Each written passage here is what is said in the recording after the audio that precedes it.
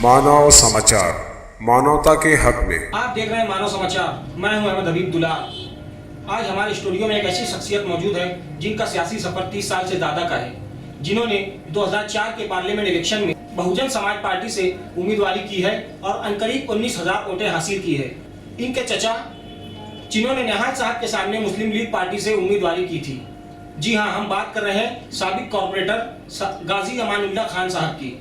तो आइए आज उनसे उनके सियासी सफर और मालेगांव में चल रहे इलेक्शन को लेकर जो बुनकर मेयर के मामला चल रहे हैं उन टॉपिक पर बात करते हैं। सियासत के मैदान में आपने कब कदम रखा? 1988 में। आपको शुरू से ही सियासत का शौक था? अब घराना जो है सियासी था, इसलिए सियासत में इंटरेस्ट तो था। बुनकर मेयर को लेकर जो शहर मालेगांव में सियासी बहस चल रही है, सियासी बातें चल रही है, इस ताल्लुक से हम गाजी अमानुल्लाह खान साहब से कुछ मालूमात हासिल करेंगे कि इनकी बुनकर मेयर को लेकर क्या राय है। बुनकर मेयर बनाने वाली जो बात है, असल में शहर में जो है तामीरी काम रखने वाली शख्सियत ही चाहिए, चाहे वो बुनकर हो, चाहे सेब हो, सैयद हो, और दिगर समाज के जो हमारे मुल्क की सेकुलरिज्म है उसके हिसाब से हिंदू समाज में भी लोग हैं, तो जो शहर को डेवलप कर सकता है, जिसमें वो सलाहियत है, उसको बनाना चाहिए। हमको किसी पे इतराज नहीं होना चाहिए कि ये बिरादरी होना, वो बिरादरी होना। जी, जो शख्सियत जी, सियासत में और शहर के तामीरी काम में सलाहियत रखती हो, ऐसे लोग को आगे जिम्मेदारी देना चाहिए। जी। हमारा अगला सवाल गाजी अमानुल्लाह साहब से है कि आने वाले 2022 के मालेगांव कॉर्पोरेशन इलेक्शन में वो किस पार्टी से उम्मीदवारी करना चाहेंगे? मैं तभी एमआईएम में हूँ, जी, है ना। हमारे एमएलए मुफ्ती साहब के साथ है। अब वो सियासत में कोई किसी का कायम दोस्त नहीं होता, कायम दुश्मन भी नहीं होता। जी, टिकट नहीं दिया गया तो उसके बारे में आगे सोचा जाएगा जी, कि किस पार्टी से लड़ना चाहिए। 2022 कॉर्पोरेशन मालेगांव के इलेक्शन में किस पार्टी को सत्ता हासिल होगी? सत्ता जो है, इक़्तिदार, ये तो किसी को नहीं मिलेगा, मिली जुली ही सरकार बनाना पड़ेगी। तो इसके लिए जो है मालेगांव शहर में जो आज हम लोग देख रहे 50 साल से, जी, क्यों तू चल माया, तू चल माया, हर दफा वही चेहरे, वही पार्टी, वही लीडर। तो इस तरीके से जो है शहर जो है ना विकास की तरफ नहीं जा पा रहा। जी, अगर हम किसी नई पार्टी को, नई पार्टी के लोगों को, जैसे मिली जुली सरकार तो बनाते ही है, जी, जैसे अभी ले लो 2017 के जी, मालेगांव शहर में कांग्रेस और शिवसेना ने मिलकर हुकूमत बनाई। जी, 2007 के अंदर जो है, जी, 2007 में कांग्रेस और तीसरा मान ने मिलकर हुकूमत बनाई।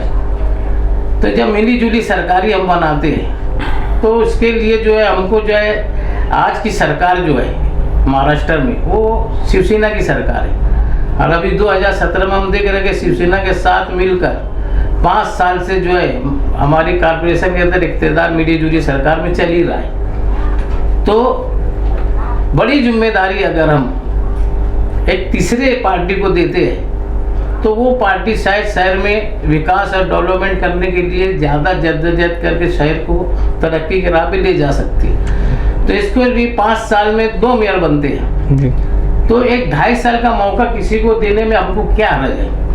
एक मौका दे के देखना चाहिए। जब बार बार तुम ही मौका ले रहे हो, एक दफ़ा तुम, एक दफ़ा तुम, एक दफ़ा तुम, एक दफ़ा तुम, तो एक दफ़ा तीसरे को भी मौका दे के शहर के तरक्की के लिए जो है हमको एक 2.5 साल का मौका देना चाहिए।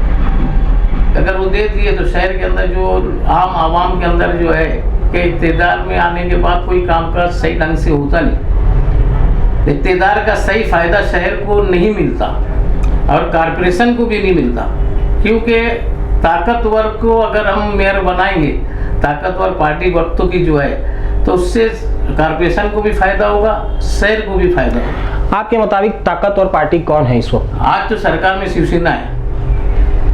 आज सरकार में जो है महाराष्ट्र में शिवसेना है और मरकज में बीजेपी है। तो हमको तो फंड जो मिलता है तो महाराष्ट्र से मिलता है जी। तो महाराष्ट्र में आज जो शिवसेना की भी सरकार जो है, तो ये भी मिली जुली सरकार है जी। कांग्रेस, राष्ट्रवादी, शिवसेना, समाजवादी, ऐसे पार्टियों से मिलकर जब चली रही है जी।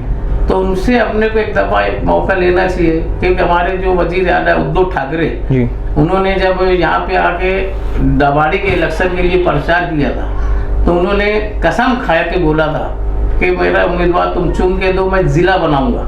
जी तो उनका आधा वादा जो है अटक गया मालेगांव की वजह से। अगर हम इसके शिवसेना का मेयर एक दफ़ा बना दे 2.5 साल के लिए, तो जो उनका वादा है वो मेरे को लगता है कि जल्द जल्द पूरा हो जाए और मालेगांव जिला भी डिक्लेयर हो जाए। जी। एक दफ़ा हमको दे दो, 2 दफ़ा इनको डिप्टी मेयर दे चुके हमने, 2017 से लेके अभी 22 तक का चेयरमैनी दे दिए 2 दफ़ा की। बीजेपी को भी महिला विकास की चेयरमैनी दे दी गई जी। और ये दोनों को तो इख्तियार में हम ले चुके हैं। जी। एक दफ़ा बड़ा इसके ओहदा देंगे 2.5 साल के लिए, जी। क्यों ना हम उनसे फायदा उठाएं जी। शहर के आवाम के लिए। जी। तो ये हमारे शहर के लीडरों को और पार्टियों को सोचना चाहिए इसके ऊपर, चाहे कोई भी है आगे बढ़े। और मालेगांव की आवाम भी 1990 से मैं सियासत में देख रहा हूँ कि लोगों का यह है कि एक गैर को बना देना चाहिए ताकि गाँव का विकास हो। तो आवाम के अंदर ये चीज़ की बेदारी है, आवाम इस पर कोई एतराज़ नहीं करेगी, लेकिन अपने घर का मेयर बने, अपना बेटा बने, मैं बनूं या मेरी पार्टी का ही बने, ये सोच को हमको बदलना पड़ेगा शहर की तरक्की के लिए। इसके लिए अभी 2022 में आने वाले म्युनिसिपल कॉर्पोरेशन चुनाव में 2.5 साल का एक दफ़ा इनको मौका देना चाहिए, ऐसी मेरी राय है। जी। मालेगांव 2022 कॉर्पोरेशन इलेक्शन का मेयर कौन होना चाहिए, आपकी इस बारे में क्या राय है?